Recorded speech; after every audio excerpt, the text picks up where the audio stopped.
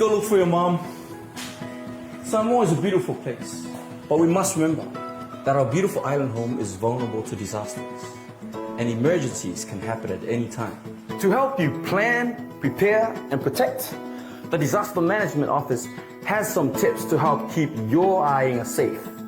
Help your family build an emergency kit that contains the essential things your family needs. Keep these things in a strong portable bag in case you need to evacuate. Don't forget the passports, enough drinking water, and canned and dried foods for a couple of days. Don't forget the can opener. Oh, thank you. Don't forget the can opener.